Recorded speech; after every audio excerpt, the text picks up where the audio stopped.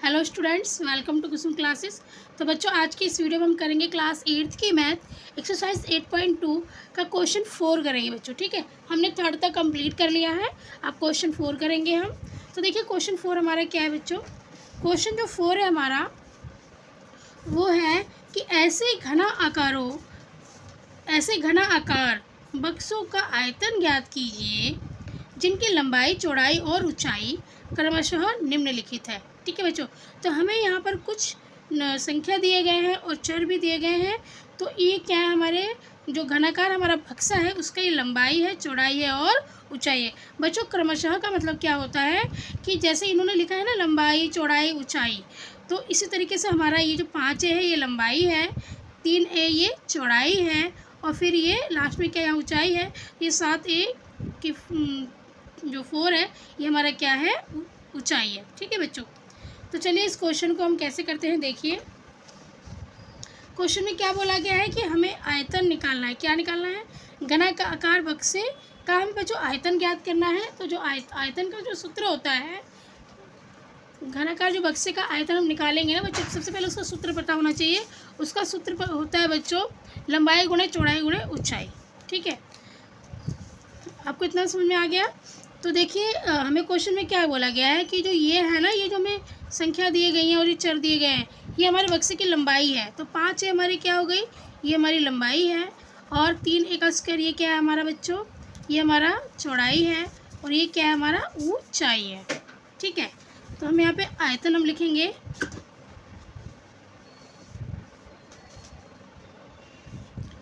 आयतन। ठीक है, लंबाई गुणे चौड़ाई गुणे ऊंचाई। तो बच्चों देखिए हमारा यहाँ पे लंबाई क्या है, 5A, फिर गुणे में 3A का स्क्वायर, 3A का स्क्वायर, फिर गुणे में क्या है 7A का 4। ठीक है, 7A का 4 है। ठीक है, ये है हमारा। हम क्या करेंगे बच्चों, यहाँ पे सबसे पहले हम संख्याओं को गुणा करेंगे। ठीक है, तो देखिए 5 को 3 से आप गुणा करोगे तो 5 3 15। अब 15 सत्ते कितना होता है, 105। 15 सत्ते कितना होता है बच्चों, 105। ठीक है, हमने अभी संख्याओं को गुणा किया, 15 5 3 15, 15 सत्ते 105। अब जो इसके चर हैं, अब हम चर को गुणा करेंगे। तो आपको पता है ना कि चर में क्या होता है, घातें जुड़ जाती हैं। तो देखिए यहाँ पे हमारी जो एक की जो घात है ना जुड़ जाएगी। यहाँ पर कुछ भी नहीं है तो यहाँ पे समझ लीजिए कि आप 1 है। तो देखिए 1 की 4 ये हो गया, फिर 2 ये हो गया, तो 4 5 6 और 1 ये 7। तो जब हम घातों को जोड़ेंगे बच्चों तो यहाँ पर हमारा 1 की घात 7 आ जाएगा। ठीक है कितना आ गया, 1 की घात 7। तो हमारा जो घनाकार बक्से का आयतन बच्चों आया है वो कितना आया है, 105, 1 की 7। तो बच्चों यही हमारा इसका आंसर होगा। ओके, अब देखिए ये हमारा सेकेंड पार्ट है।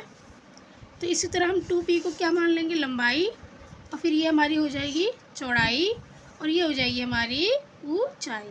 ठीक है, अब यहाँ लिखेंगे हम आयतन का फार्मूला।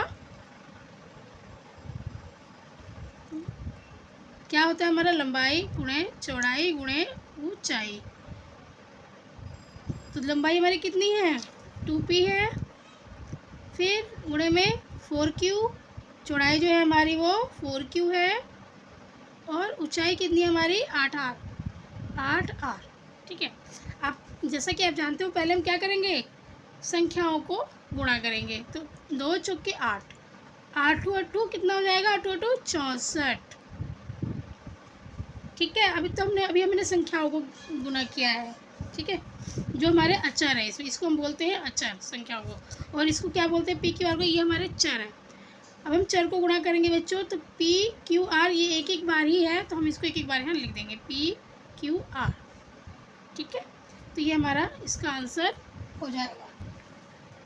अब देखिए बच्चों, ये हमारी क्या हो गई, लंबाई, ये हमारी हो गई लंबाई, ये हो गई हमारी चौड़ाई और ये हो गई हमारी ऊंचाई। ठीक है, अब हम आयतन, इसका आयतन निकालेंगे। तो पता है ना, लंबाई गुणे चौड़ाई गुणे ऊंचाई। तो हमारी लंबाई कितनी है, XY है, गुणा में चौड़ाई कितनी है बच्चों, 2x स्क्वायर और y, और ऊंचाई कितनी है हमारी 2xy स्क्वायर, है ना। हमारी चौड़ाई कितनी थी, 2xy स्क्वायर। अब हम पहले क्या करेंगे, जो हमारे अचर हैं पहले हम उनको गुणा करेंगे, मीन्स संख्याओं को। तो 2 दूनी 4, और यहाँ पर तो कुछ भी नहीं है, इसका मतलब यहाँ पर 1 है। तो 2 दूनी 4 और 4 को 1 से गुणा करोगे, यहाँ पे कुछ नहीं तो 1 समझ लो, या तो छोड़ दो इसको। आप यहाँ पर कोई संख्या नहीं, यहाँ पर संख्या है तो इनको गुणा करिए। 2 दूनी 4, ठीक है। अब हमारे पास जो भी बचा है, यहाँ पे चर बचे हैं, तो उनको हम देखिए कैसे करते हैं। आपको पता है कि गुणा में क्या होती है, घातें हमारी जुड़ जाती हैं। तो यहाँ पर कुछ भी नहीं है तो समझ लीजिए यहाँ पे 1 है।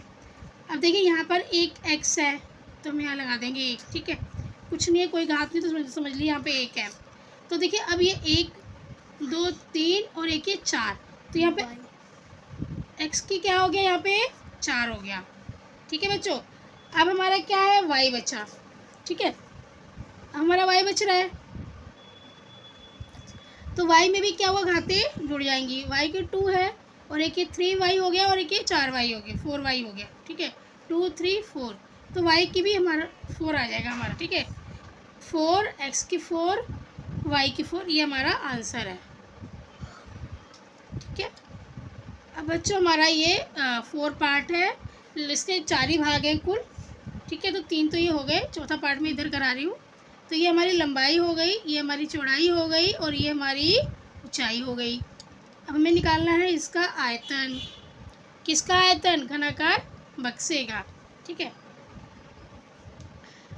तो हम इन तीनों को क्या कर देंगे, गुणा कर देंगे। तो देखिए a गुणा में 2b गुणा में 3c, ठीक है। अब जैसा कि आप जानते हो पहले हम किसको गुणा करेंगे, अचर को। तो 2 3 6, ठीक है। फिर जो हमारे चर हैं उनको हम गुणा कर लेंगे। तो ये a है, ये b है, ये c है, तीनों ही अलग अलग हैं, तो हम इनको एक एक बार लिख लेंगे, a b c। तो हमारा आंसर क्या आ रहा है, कितना आयतन आ रहा है बच्चों, 6abc, यही हमारा आंसर होगा, ठीक है बच्चों। तो 4th क्वेश्चन जो है इस वीडियो में कंप्लीट हो गया। बहुत ही अच्छा क्वेश्चन है, बहुत ही इजी क्वेश्चन है, इसमें कोई भी डाउट नहीं होना चाहिए आपको, ठीक है। और तो कुछ चीज़ें तो आपके प्रैक्टिस के ऊपर भी डिपेंड होती हैं। अगर आप प्रैक्टिस करोगे तो आपको जो डिफ़िकल्ट चीज़ है ना वो भी इजी लगेगी। अगर आप प्रैक्टिस नहीं करते हो तो जो इजी चीज़ें हैं वो भी आपको डिफ़िकल्ट लगेगी। सारी चीज़ें जो डिपेंड करती है बच्चों वो प्रैक्टिस पे डिपेंड करती है, ठीक है। जितना प्रैक्टिस करोगे उतना फिनिशिंग आते जाएगा, मतलब उतनी जल्दी आप मैथ सॉल्व करते जाओगे, उतना ज़्यादा आपको मैथ समझ में आता जाएगा जितना आप प्रैक्टिस करोगे। सारी चीज़ें आपके प्रैक्टिस के ऊपर है, ठीक है। तो बच्चों उम्मीद करती हूँ आपको ये बहुत अच्छे से समझ में आ गया होगा, और अगर आंसर समझ में आ गया है तो प्लीज़ वीडियो को लाइक कीजिए। चैनल पे नए हैं तो सब्सक्राइब करके बेल आइकन पे प्रेस कर दीजिए, ताकि जो आने वाली वीडियो है उसकी जो नोटिफिकेशन है आपके पास सबसे पहले पहुंच जाए। धन्यवाद।